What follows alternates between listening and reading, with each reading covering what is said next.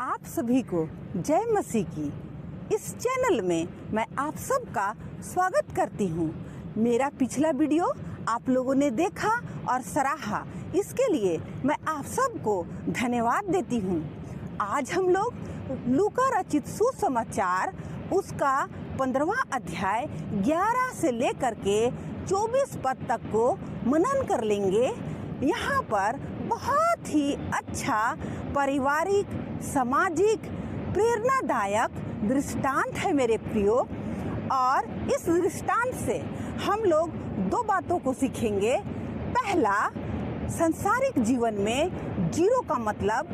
दूसरा, गणित में जीरो का मतलब। आइए हम लोग इस जीरो को सीखने से पहले इस दृष्टांत को रिव्यू कर लेते हैं। एक पिता के दो पुत्र होते हैं और छोटा पुत्र जो है वो अपने पापा से हिस्सा मांगता है और हिस्सा लेकर के दूर देश चला जाता है और अपने जीवन के अभिलाषाओं को पूरा करने के लिए अपना सारा रुपया, पैसा, धन, संपत्ति, भोग विलास में खर्च कर देता है। और उसी समय मेरे प्रियो उस देश में अकाल पड़ता है और वो जो हमारा छोटा पुत्र है वो खाने के लिए तरसने लग जाता है और उसको खाना नहीं मिलता है और सूअर चराने तक को मजबूर हो जाता है और जो सूअर खाता है उसी खाने को वो खाता है। और एक दिन इसी समय उसको स्मरण आता है मेरे प्रियो कि उसके पापा के घर में बहुत सारे दास दासियां हैं जिनको जरूरत से ज़्यादा खाना मिलता है। और वो सोचता है कि मैं अपने पापा के पास जा कर के बोलूँगा कि पापा, मैं आपके विरुद्ध और परमेश्वर पिता के विरुद्ध में पाप किया हूँ और ज़रूर मेरा पापा क्षमा कर देगा। और मेरे प्रियो, हम लोग आगे देखते हैं कि जो बेटा है वो अपने पापा से मिलने के लिए ललायित हो जाता है और उसी जीरो हालत में वो अपने पापा से मिलने के लिए जाता है। हम लोग देखते हैं, अब यहाँ पर हम लोग शुरू करते हैं हमारे सांसारिक जीवन में जीरो का मतलब। जो पिताजी है वो दुनिया की सब बदनामियों को नज़रअंदाज करके अपनी सारी बदनामी की चिंता को छोड़ करके अपने पुत्र के प्रेम में इतना विभूति हो जाता है, इतना डूब जाता है कि जब उसका पुत्र आता है तो उसको दौड़ करके वो गले लगाता है मेरे प्रियो। जबकि उसका पिता यहाँ पर जानता है कि उसका बेटा जो है जीरो हालत में होकर के आया है और उसी जीरो हालत में वो अपने बेटे को हक करता है, गले लगाता है और उसको चूमता है। आज के समय में यदि हम लोग को धन संपत्ति अपने पेरेंट्स से लेना है तो उसके लिए कानूनी कार्रवाई होता है, लिखा पढ़ी होता है और जब तक हमारे पेरेंट्स की मर्जी ना हो हमको वो धन संपत्ति नहीं मिलता है। लेकिन उस समय में ऐसा नहीं था। जब हमारे बच्चे भी बाहर पढ़ने, नौकरी करने या ट्रेनिंग करने के लिए जाते हैं तो हम लोग भी ये उम्मीद लगाते हैं मेरे प्रियो कि हमारा बच्चा जब घर लौटे तो एक गुड रिजल्ट के साथ वापस आए। लेकिन यहाँ पर इस दृष्टांत में हम लोग देखते हैं कि जो बेटा है वो जीरो हालत में वापस आता है और वो पापा है जो उसको जीरो हालत में ही एक्सेप्ट करता है। जब हम लोग भी दुनिया के अभिलाषाओं को पूरा करने के लिए दुनिया की रफ्तार में बहुत तेज़ी से दौड़ते हैं और बहुत आगे निकलना चाहते हैं, उसी समय में हम लोगों के जीवन में भी ब्रेकर्स आते हैं और ये ब्रेकर्स एक्सीडेंट से, बचाने के लिए होता है कि हम लोगों के जीवन में जो है बड़ा एक्सीडेंट ना हो, ये करके छोटे मोटे ब्रेकर्स आते ही रहते हैं। और जब हम लोग इन ब्रेकर्स को पार करते हैं मेरे प्रियो, उसी समय में हम लोगों के नौकरी में, हम लोगों के व्यवसाय में, हम लोगों के परिस्थिति में, हम लोगों के सांसारिक रिश्तों में, हम लोगों के सांसारिक जीवन में कई बार हम लोग फेल हो जाते हैं और जीरो हालत में आ जाते हैं। और इसी समय में हमारा स्वर्गीय पिता जो हमको देखते रहता है मेरे प्रियो, हम लोगों को बाहें फैलाकर हक करने के लिए तैयार रहता है। और हम लोग भजन संहिता 103 और उसका 13 पद देख लेते हैं। वचन में दाऊद ने इस प्रकार से लिखा है मेरे प्रियो, जैसे पिता अपने बालकों पर दया करता है, वैसे ही यहोवा अपने डरवैयों पर दया करता है। इस वचन में हम लोग देखते हैं मेरे प्रियो कि जैसे एक पिता अपने बच्चों के ऊपर में दया करता है, वैसे ही हमारा स्वर्गीय पिता जो हमको बनाया है, हमको रचा है माता के गर्भ से लेकर अभी तक, जब हम लोग माता के गर्भ में शून्य की स्थिति में थे मेरे प्रियो, और यहाँ तक कि हम लोग जानते हैं कि जब हम लोग माता के गर्भ में थे हमारा सांस भी अपना नहीं था। और हम लोग देखते हैं कि माता के गर्भ से लेकर यहाँ तक हम लोग को हमारा खुदा जो है वो हमको बढ़ाता है और यहाँ तक हम लोग को संभालता है और इस मुकाम तक लेकर के आया है। हमारा पिछला वीडियो जब आप लोग देखे हैं अय्यूब के जीवन से, जब हम लोग देखे हैं कि अय्यूब अपने जीवन में जब आगे बढ़ता है तो वो अपने पारिवारिक जीवन में, अपने व्यवसाय में, अपने धन संपत्ति में वो बिल्कुल जीरो की हालत में आ जाता है और उसको खुदा ने जीरो के हालत से ऊपर उठाया है। और विश्वास के कारण से अय्यूब का जो है दुगनी आशीषें उसके जीवन में आया है। और आज हम लोग देखते हैं मेरे प्रियो कि जब हम लोग वचन में विश्वास करते हैं और वचन में हम लोग आगे बढ़ते हैं, वचन को जब हम लोग मानते हैं और सुनते हैं, हम लोगों को भी चाहे हमारी स्थिति जीरो हालत में क्यों ना आ जाए मेरे प्रियो, खुदा हमको उस जीरो की हालत से ऊपर उठाने की सामर्थ्य रखता है। एक वचन हम लोग बाइबल से देख लेंगे जो बहुत ही खूबसूरत वचन है मेरे प्रियो, और दाऊद ने इस वचन को लिखा है जो पाया जाता है भजन संहिता 113 उसका 7 पद। वचन में इस प्रकार से लिखा हुआ है, वह कंगाल को मिट्टी पर से और दरिद्र को घूरे पर से उठाकर ऊंचा करता है। हाँ मेरे प्रियो, वचन के अनुसार से जब हम लोग यहाँ पर देखते हैं कि वो कंगाल को, जो कंगाल है, जिसके पास खाने के लिए खाना नहीं है, रहने के लिए मकान नहीं है, पहनने के लिए कपड़ा नहीं है मेरे प्रियो, और मिट्टी में बैठ के वो कंगाल जो है वो मांगता है, उसको वचन कहता है कि उस मिट्टी पर से उठा करके ऊंचे पर परमेश्वर पिता बैठाएगा, ऊंचे पर लेकर जाएगा।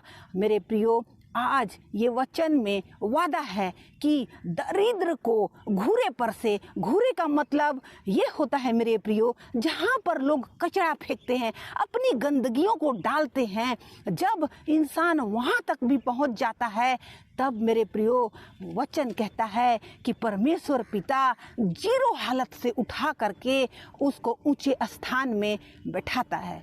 मेरे प्रियो, मैं बताना चाहती हूँ कि जब भी हम लोग वचन को सुनते हैं या वचन को मनन करते हैं तो हमारे दिल को, हमारे दिमाग को बिल्कुल ही खाली करके बैठना है।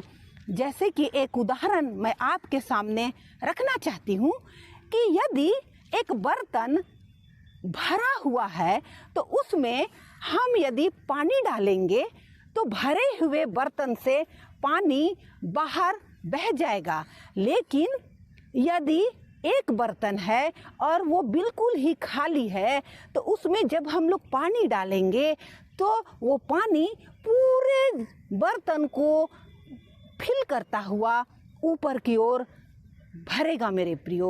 उसी तरह से हम लोगों का, हम मनुष्यों का दिमाग भी है कि जब हम अपने आप को खाली करते हैं, अपने आप को शून्य करते हैं, तो खुदा की आशीषें और खुदा की बरकत और खुदा की बुद्धि हम मनुष्यों की बुद्धि को भरता है मेरे प्रियो। आज का हमारा दूसरा विषय है गणित में जीरो का मतलब।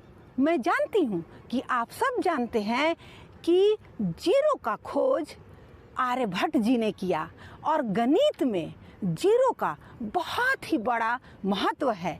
यदि गणित में जीरो नहीं होता तो 9 के आगे गिनती नहीं बढ़ता। 0/10 ये अंक हम सब जानते हैं। बचपन में जब ऐसा अंक हम लोगों को मिलता था मेरे प्रियो, तो हम लोग अपना कॉपी छुपाते थे और अपने परिवार वालों को बताने से डरते थे। लेकिन यह सच्चाई है मेरे प्रियो कि उसी जीरो से उठ करके आज बहुत सारे लोग इस मकाम तक पहुँचे हैं। हम लोग सब जानते हैं कि थॉमस एडिसन जी ने इलेक्ट्रॉनिक बल्ब का निर्माण किया और 10,000 बार वो फेल हुआ। 10,000 बार फेल होना कोई मामूली बात नहीं है मेरे प्रियो। फिर भी हर बार एक पॉजिटिव माइंड के साथ वो अपने काम को शुरुआत किया और अपने मकसद पर कामयाब हुआ। हम लोग अपने जीवन में 1, 2, 3 बार फेल होते हैं और हम लोग मायूस होकर के उस काम को छोड़ देते हैं मेरे प्रियो। और यहाँ पर हम लोग देखते हैं कि हम लोगों के जीवन में जब असफलता आती है, जब निराशा आती है, तो हम लोग दुनिया के बातों में फंसते हैं और बहुत दूर चले जाते हैं। वचन क्या कहता है मेरे प्रियो? हम लोग वचन में से देखेंगे प्रकाशित वाक्य 2 उसका 9 पद। मैं तेरे क्लेश और दरिद्रता को जानता हूँ, परंतु तू धनी है। और जो लोग अपने आप को यहूदी कहते हैं और है नहीं, पर शैतान की सभा है, उनकी निंदा को भी जानता हूँ। मेरे प्रियो, वचन कहता है यहाँ पर कि मैं तेरे क्लेश और दरिद्रता को जानता हूँ। हम लोग जो अपने काम के लिए मेहनत करते हैं, अपने नौकरी के लिए मेहनत करते हैं, अपने व्यवसाय के लिए मेहनत करते हैं, अपने पढ़ाई के लिए मेहनत करते हैं, मेरे प्रियो, वचन कहता है कि मैं तेरे क्लेश को जानता हूँ, तेरे तकलीफ़ों को जानता हूँ मेरे प्रियो। और वचन कहता है कि उसको जानता हूँ जो तुम आज दरिद्र हो और कंगाल हो और आज तकलीफ़ों में हो, बीमारियों में हो और असफलताओं का सामना कर रहे हो, उसको मैं जानता हूँ। और परमेश्वर कहता है मेरे प्रियो कि उस जीरो हालत से भी हमको उठा करके स्टेप बाय स्टेप ऊंचे पर चढ़ाएगा, ऊंचे पर ले करके बैठाएगा मेरे प्रियो। आइए हम लोग मिल करके दुआ करें। दयालु सामर्थी पिता परमेश्वर यहोवा, यीशु मसीह के नाम से हम आपके पास आने का हियाव रखते हैं। खुदावन, आज के दिन के लिए, आज के समय के लिए जो आपने हम में से हर एक के जीवन में दिया है, मैं धन्यवाद देती हूँ। पिता परमेश्वर, मैं दुआ कर लेती हूँ हर एक माता पिता के लिए, हर एक बुजुर्ग लोगों के लिए, हर एक माता बहनों के लिए पिता परमेश्वर, जो आज मेरे इस वीडियो को देख रहे हैं, हर एक जवानों के लिए, हर एक बच्चों के लिए जो पिता परमेश्वर आज इस वीडियो को देखे हैं और आशीषित हुए हैं। हर एक के जीवन को आप जानते हैं मेरे पिता परमेश्वर, हर एक बच्चों की पढ़ाई को आप जानते हैं मेरे पिता परमेश्वर। जो ऑनलाइन के माध्यम से कोरोना के समय में हो रहा है पिता परमेश्वर, बच्चे कई बार कई चीज़ों को समझ नहीं पाते हैं। पिता परमेश्वर, आप अपनी दया और करुणा बनाए रखिए, बुद्धि और ज्ञान से भरपूर करिए, ताकि हमारे बच्चे आगे चलकर बहुत सारे लोगों के लिए काम आने वाले हो सके। पिता परमेश्वर, मैं विनती कर लेती हूँ हमारे बुजुर्ग माता पिता के लिए, हमारी बहनों के लिए, जो पिता परमेश्वर घर में रहती है और घर में रह करके अपने परिवार को संभालती है। चाहे पिता परमेश्वर वो घर संभालने के साथ साथ नौकरी करती है, पिता परमेश्वर आप उनके नौकरी को आशीषित कीजिए, घर के कार्यों को आशीषित कीजिए। पिता परमेश्वर, आज के दिन में बहुत सारे लोग दुख में हैं, तकलीफों में हैं, असफलता में हैं। आप उनके निराशाओं को जानते हैं मेरे पिता परमेश्वर। आप जीरो से लेकर के ऊंचा करने की सामर्थ्य रखते हैं।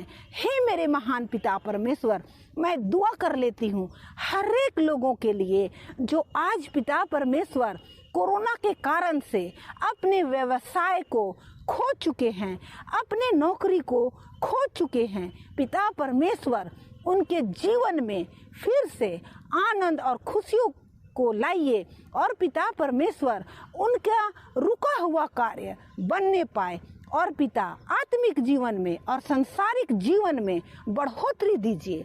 पिता परमेश्वर, मैं विनती कर लेती हूँ उन लोगों के लिए जो आज हमारे वीडियो को चाहे जहाँ भी हो देख रहे हो, चाहे इस देश में हो चाहे विदेश में हो, चाहे पिता परमेश्वर यात्राओं पर हो, पिता परमेश्वर एक एक को आप अपने आशीषों से भरिए और पिता परमेश्वर आज कोई भी लोग खाली हाथ जाने ना पाए।